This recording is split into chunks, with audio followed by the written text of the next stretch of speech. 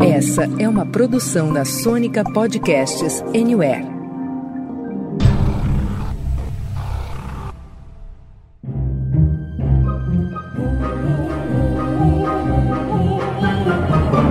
Senta, que lá vem spoiler.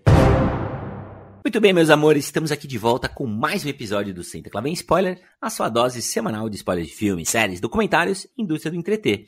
Todas as semanas a gente está por aqui com uma análise crítica cheia de amor ou não das coisas mais legais que são lançadas nos cinemas e também nos serviços de streaming. Meu nome é Renato Sansão, e aí, tudo bem? E hoje o papo vem repleto de pipetas, bicos de Bunsen e ambição desenfreada, minha gente.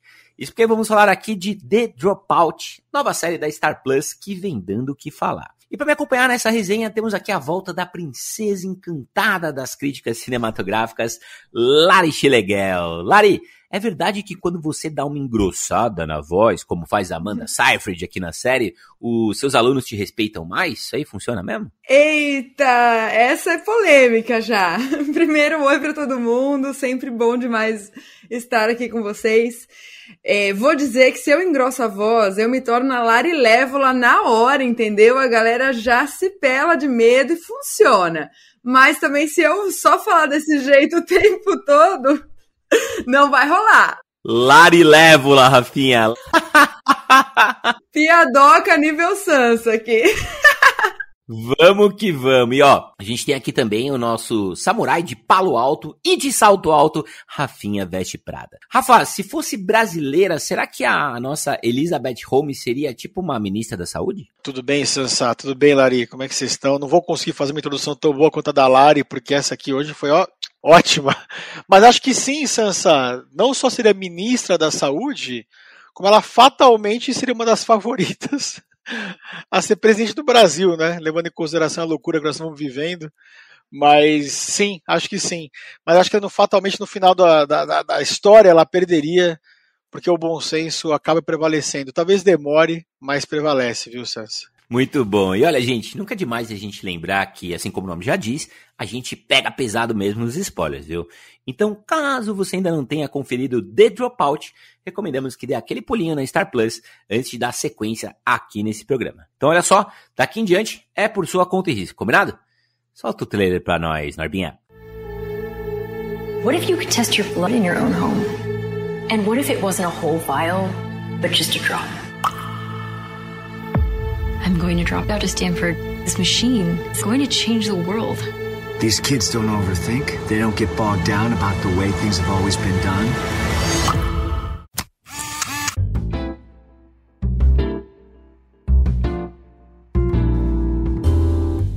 Muito bem, Rafinha, muito bem, Lari Lévola. Nossa, eu adorei isso, velho. Vamos de sinopse? The Dropout acompanha de perto a vida de Elizabeth Holmes, vivida por uma cada vez melhor Amanda Seyfried. Temos aqui uma jovem empresária que afirma ter criado uma forma revolucionária de analisar exame de sangue, utilizando apenas uma pequena gota tirada do dedo dos pacientes.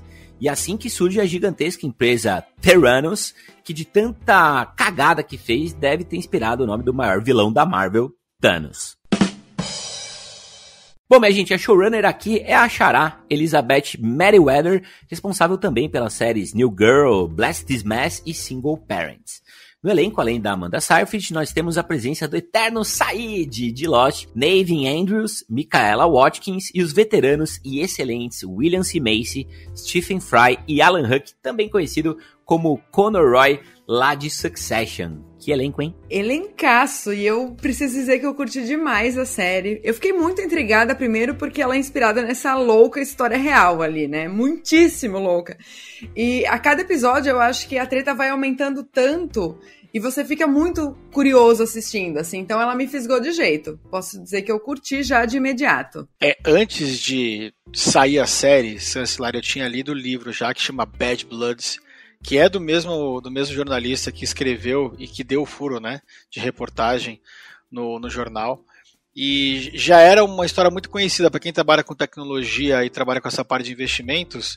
Tava na cara que viria ou um filme ou uma série. Cara, o livro é excelente e a série, eu conversei com alguns amigos, ela demora para embalar, eu achei. O primeiro capítulo é um pouco enroladinho, o segundo começa a pegar atração e aí fica muito boa. E, cara, aqui o elenco é primordial para poder contar essa história e a Amanda Seyfried, de fato, dá até o medo dela, né? Dá medo. Eu fiquei preocupado se ela saiu bem, viu, Sansa? Depois de gravar essa série. Cara, diz que ela saiu tão bem que ela deu entrevistas recentes aí, dizendo que ela queria interpretar novamente, né, a Elizabeth Holmes em sequências, enfim, outras coisas. Parece que foi o maior desafio da carreira dela, mas ela gostou bastante. E olha só, antes da gente mergulhar de cabeça na resenha de The Dropout, vamos dar aquela rápida passadinha para ver o que público e crítica tem achado dessa produção. Manda lá, Rafinha. Olha, Sansa, podemos dizer que a recepção dessa série vem sendo muito interessante, viu? No IMDb temos mais de 10 mil avaliações e uma nota média boa de 7.5. No Metacritic, o Metascore aponta 75 de 100, mantendo a mesma média. No exigente Letterboxd, a série está com bons 3.8 de 5. E lá no Rotten Tomatoes, a série tem aprovação de 77% da audiência e 89% da crítica. Mas, chegou a hora aqui de a gente discutir o que realmente interessa, que é a opinião do Senta Que Lá Vem Spoiler. E aí, dona Lari, Dropout ou Drop-In? Corre, dropout total, assim, foge que é cilada, Bino. Cara, eu quero dizer, antes de tudo, que eu vivendo no meu mundo encantado aqui, mesmo com as pitadas de Lari Lévola, eu não conhecia essa história, tá? Eu fui clicar porque eu queria ver conteúdo inédito do Star Plus. E aí, eu caí no primeiro episódio, que eu concordo total contigo, Rafa, que ele vai realmente numa marcha bem lenta, e eu acho que é o único episódio que você até tem um pouco de empatia com a Elizabeth Holmes ali, porque você tá vendo ela novinha, a ambição dela, tipo, as expectativas dessa personagem, e eu até não sabendo exatamente da história, óbvio que depois eu comecei a pesquisar, porque eu fiquei, tipo, fissurada por tudo isso, eu pensei até que levaria um outro caminho, assim, até tudo desandar. Aquela inspiração que ela sente pelo Steve Jobs desde o início, aquela vibe de jovem que quer fazer acontecer e quer mudar o mundo. Então, eu fui surpreendida e fisgada logo por isso. E aí, lógico, entre um episódio e outro, quando você começa, de fato, pesquisar o que aconteceu e você vai conhecendo mais. Essa eu vou chamar até personagem da vida real, né? Porque essa mulher é tão intrigante que a gente pode observar ela como uma personagem em si, porque a gente não sabe, de fato, o que se passa de verdade na cabeça dela. E aí eu fiquei fissurada entre essa coisa de mundo da ficção retratado na série, embora inspirado numa história real, e o que é de fato essa mulher chamada Elizabeth Holmes. Então eu curti essa experiência. Cara, é uma história muito louca, né? A gente, nessa mesma semana, a gente teve, ou vai ter, aqui o episódio de We Crashed, né? Que é uma história de uma startup também, né, que dá muito errado, vai quebrar o chifre do unicórnio, muita gente conhece, né, a história da WeWork, só que ela não mexe com a saúde das pessoas, né, ela não mexe com um exame que pode alterar o resultado, pode dar um resultado mentiroso e levar pessoas a óbito, né, esse é o fato. E é muito louco imaginar que isso de fato aconteceu e de como a imprensa, né, de como os investidores, de como cientistas de laboratório vão apoiando essa menina de 19 anos, né? Talvez por ser uma mulher e as mulheres serem pouco empoderadas nesse meio, então é uma forma de você conquistar um público diferente, talvez. Talvez pela capacidade dela de dar um bom discurso, de explicar uma revolução, de acreditar no próprio sonho, talvez também, mas é tão improvável, tão maluco, tão surreal, que a gente assiste estarrecido, né, cara? Às vezes parece um documentário, né? E não tem como a gente não falar aqui da atuação da Amanda Seyfried, né, cara? Que é diferente do que o Jared Leto faz ali em We Crashed, que é uma ótima atuação, porém muito caricata, aqui ela incorpora, né, a Elizabeth Holmes. Quando a gente vai ver entrevistas da Elizabeth Holmes no YouTube e tal, a gente fala, caralho, que trabalho impressionante a Amanda Seyfried faz, né? Sobretudo quando ela engrossa a voz. Quando ela engrossa a voz, eu falo, opa, como ela conseguiu fazer isso? Isso me chamou demais a atenção, né? Porque ela fez isso muito bem feito. A Elizabeth Holmes tem a voz extremamente grave. Você vê nas entrevistas, ela fala praticamente assim, é um robozão. E a Amanda Seyfried, super doce, né? Lá de Mamma Mia, né? Lá de Mean Girls, ela consegue incorporar isso. Então eu acho isso maravilhoso. Um grande salto na carreira da atriz, viu? Eu fiquei bem impressionado mesmo com a atuação da Amanda, porque, inclusive, a questão da voz tem uma curiosidade interessante aí, né? A Elizabeth Holmes, ela engrossa a voz porque ela quer ser respeitada, né? Assim, quando a Amanda Seyfried fica interpretando a Elizabeth Holmes em casa, no espelho, dizendo, você acredita no que você vai fazer, você é capaz. Bem-vindo, Renato Sansão. Bem-vindo. Não é só uma questão de minha voz é grossa, uma voz, não, peraí. Tem a ver com a questão da mulher, né? Então, se eu tiver uma voz mais grossa, eu vou ter mais imposição, as pessoas vão me ouvir melhor. E a Amanda Seyfried pega esse trejeito, que inclusive virou chacota, na verdade, dentro da empresa da Theranos, porque o pessoal percebia que existia uma forçação de barra na voz da Elizabeth Holmes. Que ela fazia isso e era bizarro. Era literalmente bizarro. E quando comecei a ver a série, pensei, será que eu vou conseguir trazer para dentro da série tudo que o pessoal mais reclamava lá dentro? Né? O que o pessoal reclamava dentro da empresa, né? Que era tudo extremamente secreto. Seguranças, ninguém podia falar nada. E quando cresceu, virou exatamente aquilo. E quando você tem coisa para esconder, não tem jeito, né? Você tem que transformar a empresa num quartel. Ninguém pode fazer muitas coisas. A gente passou, né, anos assistindo produções sobre empresas bem-sucedidas, né, como a Apple, a Microsoft, o Google, a Disney, o McDonald's, a Ferrari e muitas outras, né. E agora tá rolando uma leva de produções sobre flopadas homéricas, né, caso de We Crashed, que eu mencionei, lá da Apple TV Plus, e dessa The Dropout. Gente, na opinião de vocês, as histórias de fracasso e de anti-heróis ou anti-heroínas, né, como é a Elizabeth Holmes, elas geram mais audiência e até mesmo mais empatia, né? Lembrando que a história dela já tinha ganhado um doc, né, na HBO chamado A Inventora, à procura de sangue no Vale do Silício. Eu acho que a gente se interessa, sim, pelas histórias de vilões, de anti-heróis. São personagens mais interessantes do que simplesmente aqueles mocinhos que não fazem coisas muito diferentes e que acabam se tornando personagens sem sal, sem graça de assistir. Mas uma coisa que me intriga é que a Elizabeth Holmes não me traz nenhuma empatia na série, exceto o primeiro episódio, que a gente ainda observa ela como aquela garota ambiciosa. A partir do segundo episódio, pra mim, o ranço foi ladeira abaixo, assim. Eu peguei um ódio e a cada passo que ela dava dentro da Theranos, eu ficava, assim, com mais raiva e uma angústia muito grande, assim. Porque a forma como ela trata as pessoas, primeiro, tanto os funcionários dentro da empresa, afastando eles, gerando estranhamento, desconforto, dá muitos gatilhos, inclusive, para quem já passou por algum ambiente de trabalho abusivo ou tóxico, né? Mas você pensar, aquilo que vocês mencionaram antes, né? De que ela tá lidando com pessoas. E aquela cena que ela vai, por exemplo, testar o equipamento dela, sabendo que ainda não está preparado, não está funcionando, em pacientes terminais com câncer, aquilo é um negócio que você fica ruim assistindo. Você pensa, cara, ela não pode ter tido a capacidade de fazer um negócio desse. Isso é desumano. E aí que você começa a ver essa personagem, cara, ela parece um robô, porque ela não tem sentimento algum, ela não tem compaixão com as pessoas, ela só tá lutando por poder. E ela vai como um trator, não importa em quem ela vai passar por cima, se é um funcionário, se é alguém da família, enfim, pra ela é conquistar esse lugar ali no Vale do Silício de lá não sair. Se ela vai entregar aquilo que ela tá propondo, também não interessa, ela quer estar no auge. E aí, isso é algo que me deixou muito chocada e intrigada, porque até fazendo um gancho com o que vocês estavam falando da atuação dela antes, no início, eu pensava, nossa, isso aí tá meio forçado, não pode ser assim. E aí eu ia parar na entrevista da original, da Elizabeth Holmes, e eu ficava, caraca, ela falava assim mesmo. A Amanda interpretou, nossa, bem demais. Ela tinha uns tiques nervosos, assim, tipo, de ficar balançando a cabeça enquanto fala, que eu ficava assim, meu, que agonia de ouvir essa mulher.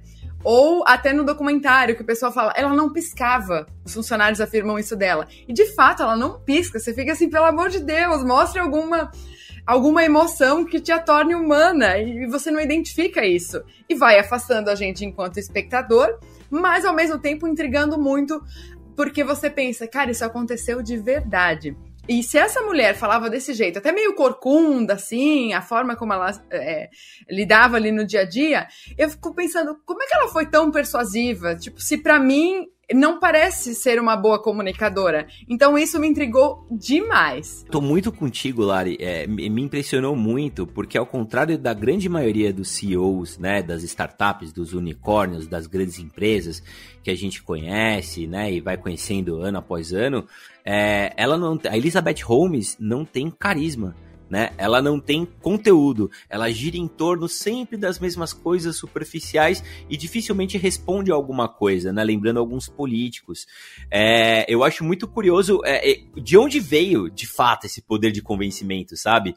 É isso que eu gostaria de entender. A gente tá falando de alguns bilhões aqui, né? A gente tá falando da área da saúde, né? A gente tá falando de uma menina que, cara, no segundo ano largou Stanford, a faculdade, com nenhuma base científica para justamente trabalhar nisso e virar uma bilionária, capa de várias revistas e tal. Queria saber se o Rafa, né, ele que é nosso Sherlock Holmes, parente da Elizabeth Holmes, tem alguma pista sobre isso, cara. Na verdade, Sansa, a Lari falou um negócio aqui que eu acho muito interessante.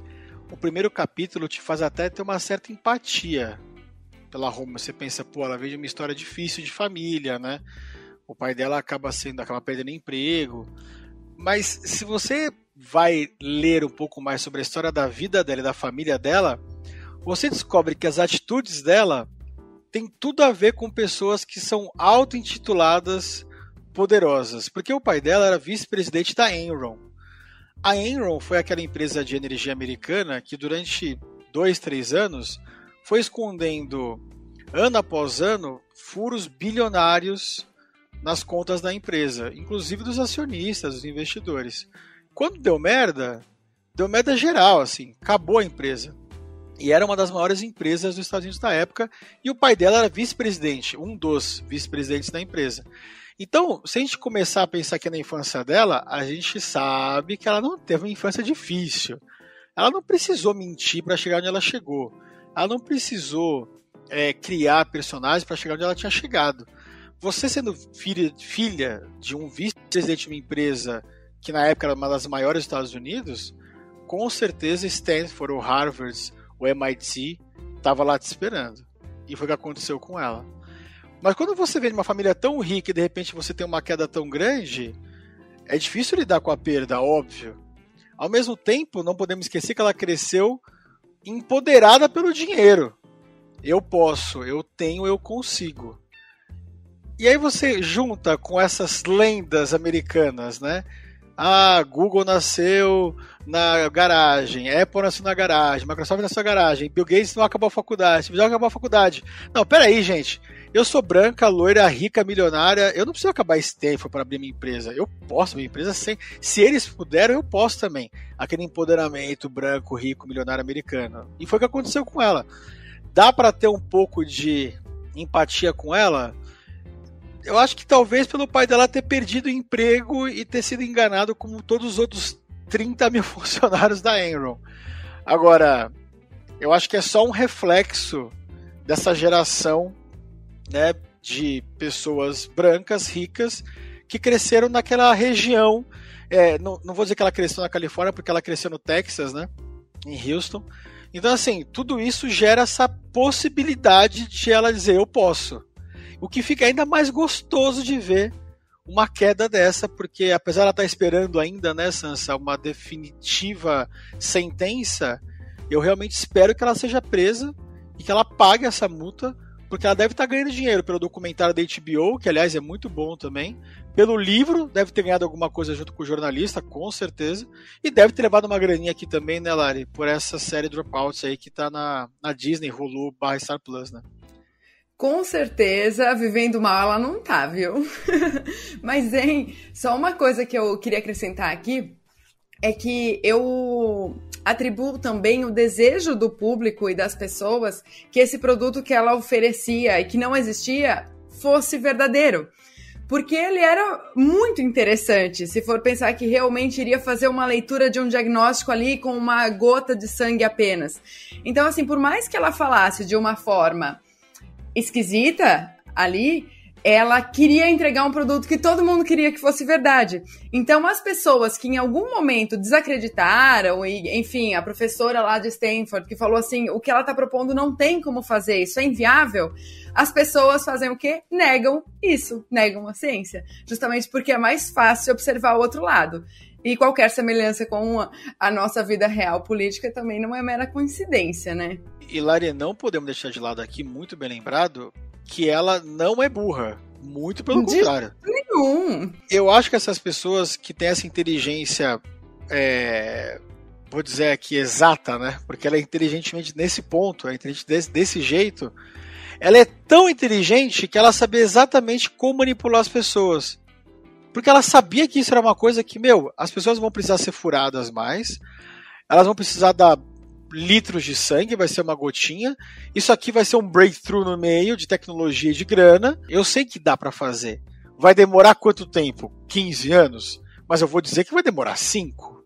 E eu vou empurrando com a barriga, e foi o que ela fez, né?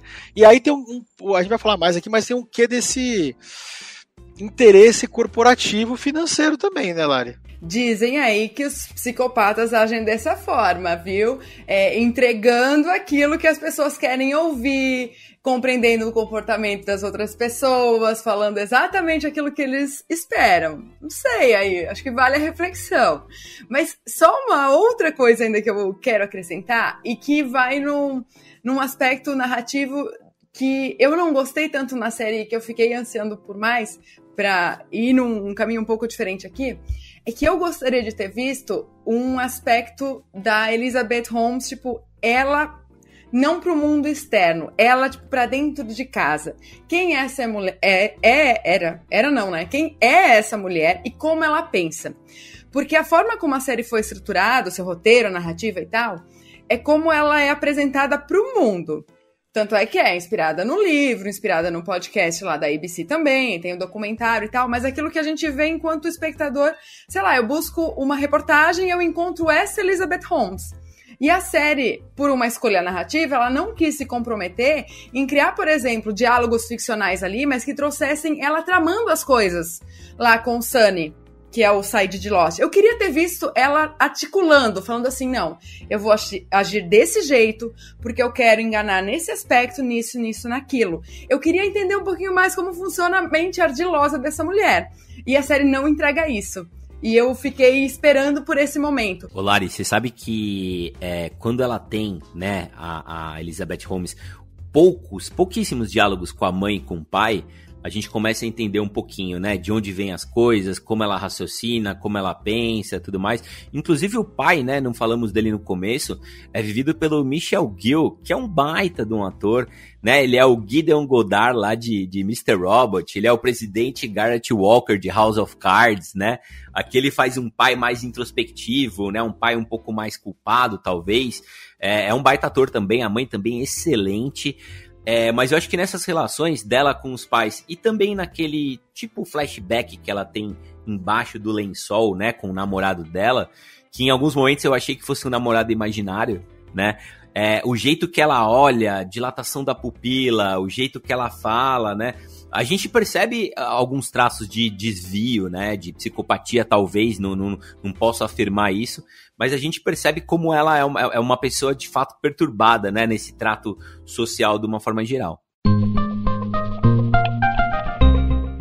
E por falar, né, nessa coisa de sangue gelado, possível psicopatia, né, esse jeito maluco da Elizabeth Holmes de ser mesmo, né, é impressionante a personalidade fria e calculista que a Amanda Seyfried consegue imprimir aqui, né?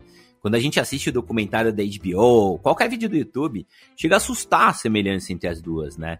E eu vou fazer aqui 2 perguntas em uma, e eu quero muito saber de vocês. Primeiro, ter sangue gelado e saber vestir uma máscara é fundamental no mundo corporativo de alta performance de hoje? E outra, Lari, será que vem M pra nossa Amandinha? Tomara que venha um M pra ela, porque eu fiquei realmente admirada com essa atuação. É impressionante como ela realmente se assemelha com a Elizabeth Holmes da vida real. E mesmo tendo um choque pela própria personalidade da personagem, a gente vê que, na verdade, ela era assim mesmo, o que é super intrigante e mostra um puta trabalho da Amandinha. Então, acho que merece sim o prêmio. Agora, a outra pergunta é cabeluda, viu? Difícil demais pensar em como lidar no universo corporativo nesse sentido, assim, como, na verdade, tudo na vida é representação, né? As pessoas que estão ouvindo a gente em casa, tipo, é um recorte daquilo que a gente pensa, é uma representação daquilo, tudo que a gente editou na nossa mente, né, para passar para o público. Mas tem tantas outras coisas que a gente pensa também, e quando a gente, sei lá, grava um vídeo, quando a gente se porta na frente de uma outra pessoa, às vezes nas nossas relações interpessoais, assim, você tem que fazer uma reunião de trabalho, aí você sai pensando, essa pessoa não sabe metade daquilo que eu penso de verdade, ou não sabe como eu sou num momento num bar com os amigos, bebendo com a galera, trocando uma ideia de verdade, assim, aquilo que de fato passa na minha mente. E aí você vê essa Elizabeth ali, que só quer vestir preto e se inspira no Steve Jobs falando assim, eu não vou perder meu tempo pensando em roupa. Eu uso preto mesmo, é o guarda-roupa da Turma da Mônica, né?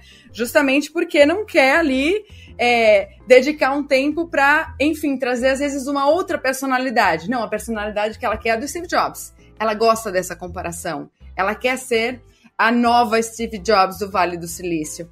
Então, tudo que ela faz escolhas para se apresentar para o mundo é algo formado e manipulado. Como que ela idealizou que seria, né, essa Elizabeth Holmes para o mundo. Eu acho, Lari, que é muito difícil a gente conseguir definir num podcast sobre entretenimento se a gente deveria vestir ou não a capa do sangue frio e de uma roupa de mentira no corporativismo, sabe?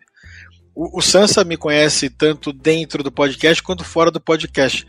Uma coisa que ele sempre me fala, sempre não, mas de vez em quando ele brinca, ele falou, ô Russo, se puder ir sem touca na reunião de trabalho vai ser bom. E eu falo, tá, vamos ver, né?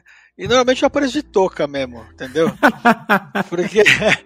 E eu já tive outras considerações dessa, porque às vezes eu aparecia de touca e havaianas em reunião em escritório. E o pessoal me questionava se aquilo era um desrespeito ou se aquilo era eu sendo eu mesmo. Tipo, você compra o que você tem, você compra o que você tá vendo.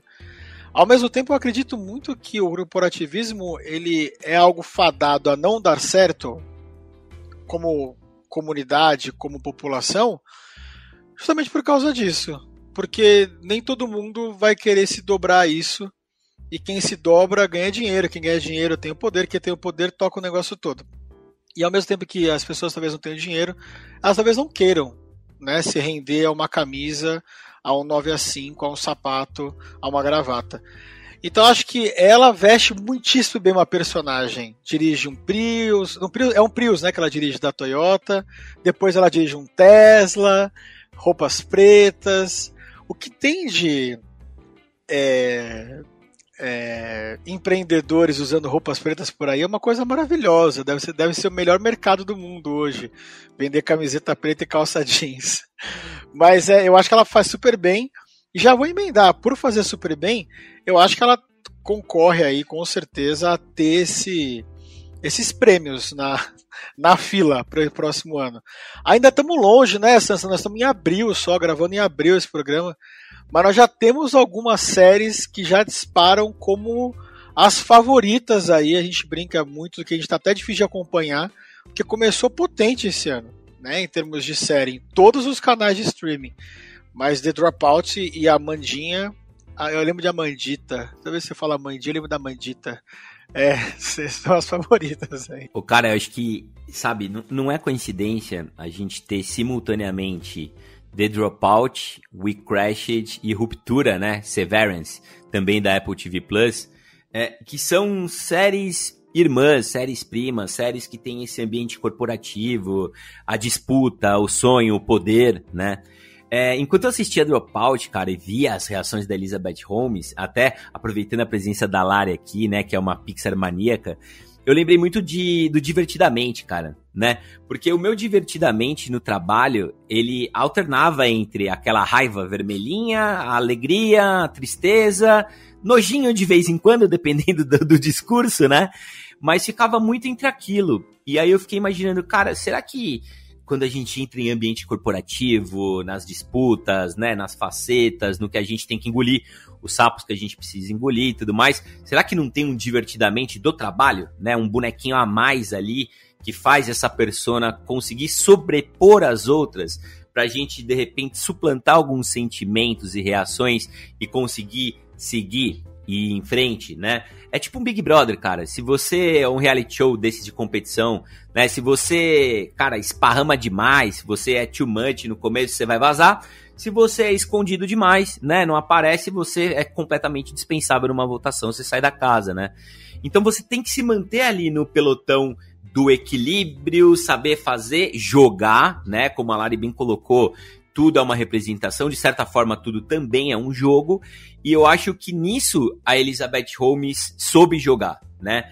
Apesar de ela fazer coisas completamente erradas, né? Completamente, no mínimo, duvidosas, né? Para não dizer maldosas mesmo, ela soube entender esse jogo muito cedo, talvez por influência do próprio pai, por vir de uma família com condições, né? Por ser uma pessoa muito fora da curva, que, cara, com 19 anos, largou a facu e foi aprender mandarim, na China, né, na raiz. Isso não é normal, isso é de alguém fora da curva que tá enxergando muito à frente. Então eu acho que esse Divertidamente, viu, Lari, ele existe, e as pessoas que conseguem colocar ele pra jogo se dão bem quando a gente fala em vida corporativa. Cara, e só pra fechar essa coisa da representação aí, tem uma cena bem intrigante. No início, eu acho até que é o primeiro episódio, que a mãe dela pega, olha pro cabelo e fala assim, você tem que pintar a sua raiz, você fica melhor loira. Aí já é um aspecto, assim, que fica muito claro, assim, a forma como você se apresenta, você é uma mulher loira, você tá no mundo corporativo, você tem que se apresentar sempre de um jeito, não vai mostrar ali quem você realmente é, porque a sua raiz tá mostrando que você não é de verdade loira, como se fosse isso. A camada aí você já se apresenta de uma forma diferente. E um outro detalhe, só para dar uma risadinha, só faltou mostrar os funcionários fãs tomando suco verde também, viu? Porque esse aí era outro hype que ela levava, só toma suco verde, só parecia isso. Faltou a galera querer seguir nisso aí. São os grupos, né, Lari? São esses grupelhos que pintam na Califórnia. É muito engraçado ver isso. Você lê aqui, lê ali. É o chá verde, é a camiseta preta, é o Prius. Existem estereótipos, cara. É o kombucha, né, Rafa? O kombucha. É o kombucha, cara. Eu acho impressionante a capacidade do mercado norte-americano de se reinventar coisas, transformar coisas simples, velhas, como o chá verde, que tem 5.000 e poucos anos, numa super nova hype, que ele que levou pra ela. Porque o Said, né? Porque ele já vivia nesse mundo, né? De ter uma startup, ter vendido. Ele sabia como as pessoas tinham que se portar, que nem o Sansa falou no mercado corporativista. Talvez ele tenha esse bonequinho também, né? O problema é que o bonequinho dela passou por cima do dele, né, Sansa? E a gente falou muito pouco, né, do Sunny, né? O Said aqui é o Sunny, muito parecido com o Said, não por acaso. Mas como ele se torna de fato um guru para ela e como ela identifica isso muito cedo, né? Ela tem o conhecimento, ela tem a informação de que ele teve uma empresa de tecnologia vendida por alguns milhões, logo é um milionário, logo é um cara interessante de se relacionar, que fala mandarim como ela, né? Quando a Lari fala de empatia, a gente tem empatia por ela querendo falar mandarim com as outras pessoas e todo mundo ali fazendo da China uma grande república e vamos zoar, vamos beber, vamos namorar, vamos trepar e a porra toda, né? Ela não, ela quer aprender o mandarim, ela tá lá dedicada, né? Ela vai se aproximar do Sunny e ali começa essa relação deles que é muito curiosa, né? toda essa relação com o Sunny, a diferença de idade, ele tranquilamente poderia ser pai dela, a forma que um trata o outro e as aparências, né, as máscaras. Porque no ambiente corporativo, a gente tinha 2 profissionais, né, cada um no seu canto e ninguém, pouca gente, desconfiava que eles tinham de fato uma relação, né, Rafinha? A advogada até brinca no final, né, que eles eram super bons mentirosos, né? Nossa, vocês mentem muito bem mesmo, né? E mentiu mesmo. Mas eu acho, Sansa, que essa parte aí de o pessoal zoar com ela na China, de ela se aproximar do Sunny, né? Eu acho que tudo isso tem a ver com o fato de ela também querer se vingar dessas pessoas, sabe? E é por isso que ela queria acreditar muito no sucesso, sabe, Sansa? Isso aqui tem que dar certo. As pessoas têm que ver que se você fizer tudo direito, tudo tende a dar certo. Mas acabou se perdendo, né, nesse personagem que ela mesma criou. Muito bem, queridos, a gente gravou há pouco tempo aqui, né, nosso mais novo episódio sobre a guerra dos streamings, famigerada Streaming Wars, onde a Star Plus, que é filhote da Disney, aparece aí com uma fatia de 3% dos assinantes de serviços de streaming aqui no Brasil. Gente, pela variedade de séries como The Dropout, The Murder in the Building, Pam e Tommy, que a Lari mencionou, This Is Us, né, filmaços como 12 Anos de Escravidão, A Crônica Francesa, O Último Duelo que o Rafa ama, O Beco do Pesadelo e até a franquia Kingsman, além de animações como Simpsons, Futurama, Bob's Burgers e também os mais variados esportes, né, dos canais ESPN, incluindo transmissões ao vivo de futebol. Tudo isso junto, gente, vocês acham que proporciona para a Star Plus espaço para crescer e brigar mais em cima nessa guerra dos streamings, Rafa? Eu torço para que sim, Sansa, que cresça, que tenha espaço, porque espaço tem. Netflix tá aí para provar isso, Prime Video também, são as 2 maiores hoje do mercado. Tem a questão de ser o canal da Hulu, a gente ama a Hulu, e já falamos aqui porque que não veio para o Brasil, é uma questão mercadológica, obviamente. Mas eu acho que tem um ponto aí de ter a ESPN junto. Muitos amigos reclamam que a ESPN está empurrando outra assinatura, empurrando mais um canal para ser assinado, que é o Star Plus. Mas para quem assina Star Plus hoje, por exemplo, não faz sentido você assinar a ESPN. Tá simplesmente tudo na Star Plus. Então eu acho que tem muito espaço para crescer, porque mercado A, na verdade o mercado brasileiro de streaming, ele ainda é pequeno comparado com o resto do mundo. Eu tenho um potencial gigantesco, e se a gente pensar em 3%, né, como é pouco, né, cara, 3%, a gente pensar que Netflix e Prime Video tem quase 55%, se não me engano, do mercado, porque foram os primeiros e porque tem uma baita grana por trás. Acho que essa junção final agora aí da ESPN com os grupos de mídias americanos vai trazer mais dinheiro, mais espaço, acho que vai crescer. A questão é se nosso bolso vai aguentar, né, Lari, esse monte de canal. Nossa, difícil lidar com todas as opções, né? Mas eu realmente acredito que o combo casado com o Disney Plus abre um espaço muito massa pro Star Plus, porque ele se assemelha ao valor da Netflix. E aí entra uma questão para mim que eu observo muito Netflix como um efeito manada, né? A primeirona, todo mundo começou assinando ela e foi, e de um modo geral, não a gente aqui, mas as pessoas têm uma resistência em mudar. É aquela coisa, os meus amigos estão assistindo Netflix, falam das séries da Netflix, vou ficar nela mesmo. Então o Star Plus, querendo ou não, mesmo a gente conhecendo aqui, falando sobre várias séries dela, as pessoas ainda veem como vêm com distanciamento, não conhecem realmente o que tem ali dentro, as diversas possibilidades, não sabem direito o que tem a ESPN, tudo que rola com o esporte, e ainda num catálogo extremamente interessante. Então eu acho que é só falta realmente de ter uma divulgação melhor, e que a partir do momento que você dá uma chance para um novo streaming e você consome conteúdos diferentes, eu acho que muda a perspectiva e realmente pode crescer aí essa fatia dos 3% para muito mais. E, gente, não deixa de ser interessante, né, a gente observar que a Disney Plus fica como um espaço família, né, área de não fumantes, né, refeiçãozinha balanceada e tudo mais, e a banda podre vai tudo pra Star Plus, né? Então quando a gente fala de Pam e Tommy, fala de The Dropout e outras coisas que tem aqui, né, gente, Bob's Burgers. Cara, você quer dar uma causada, quer ligar o módulo Beavis e Butthead, vai pra Star Plus, que também é da Disney, né? Mas que tem esse conteúdo muito interessante e fica separadinho, né? Assim como a Lari falou que você pode ter as duas e o combo das duas financeiramente é interessante de ser adquirido, tem muita gente que tem só Disney Plus, porque está interessado. Cara, tem família, tem filho, vai passar Frozen 50 vezes, depois Moana, e é nóis, porque é mais legal do que a Peppa Pig. Enfim, tem essas possibilidades, né? Então eu acho que essa estratégia da Disney, que tem 10% dos assinantes de streaming no Brasil, e a Star Plus com mais 3, juntas formando 13, fica em terceiro lugar, atrás de Netflix e Amazon Prime Video, é interessante. Muito bem, minha gente, vamos de notinhas? Quero saber aqui de 0 a 100, quantas poltronas amarelas vocês dão para The Dropout, disponível na Star Plus? Diga aí, Lari. Eu vou dar 80 poltronas amarelas. Acho que vale muito assistir, uma série com altíssima qualidade, atuações impecáveis e uma história pra lá de intrigante. Fora que a gente descobre quais são os elementos fundamentais para ser um empreendedor no Vale do Silício e foge dos elementos Faria Limer aí, viu? O Prius é o novo patinete.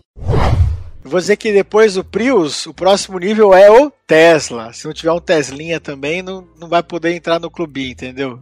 Mas olha, eu tô com a Lari aqui, eu acho que é uma baita série. A atuação da Amanda chama a atenção. Por isso eu vou dar um pouquinho mais aqui, vou dar 84 poltroninhas amarelas para The Dropout. Gente, The Dropout, ao contrário de We Crashed, ela começa em baixa e termina lá em cima, né? É um foguetão que sobe e não para de subir. We Crashed é o contrário, né, cara? Realmente é uma queda, e a queda também no conteúdo. Você começa lá em cima e vai descendo, vai cansando e tudo mais. Gostei muito da série, eu deixaria ela aqui com 80, mas vou aumentar um pouquinho pela nossa Amandinha, pela nossa Amandita, 85 poltronas amarelas. Consultando o abaco aqui do SQLVS, ficamos com a média de, olha só, 83 poltronas amarelas para The Dropout. Norbinha, aquela trilha sonora de quem passou de ano com louvor. É isso aí, minha gente. Nós vamos ficando por aqui. Sempre lembrando que, olha, todas as semanas tem episódio fresquinho do Senta que Lá Vem Spoiler pra você escutar na sua cama, no sofá, no carro, no busão, na academia, no laboratório, passeando com o cachorro, lavando aquela pia de louça interminável ou zapeando pelo serviço de streaming e salas de cinema em busca da sua próxima aventura. Obrigado, molecada. Valeu, gente. Obrigada pelo convite e até a próxima. Tchau, tchau. Aê, Lari, aê, Sansá, obrigado de novo, mais um episódio delicioso. Até a próxima, beijo, tchau. Obrigado, Lari, obrigado, Rafa, obrigado você que ouviu a gente até aqui. Um abraço a todos e até a próxima, tchau.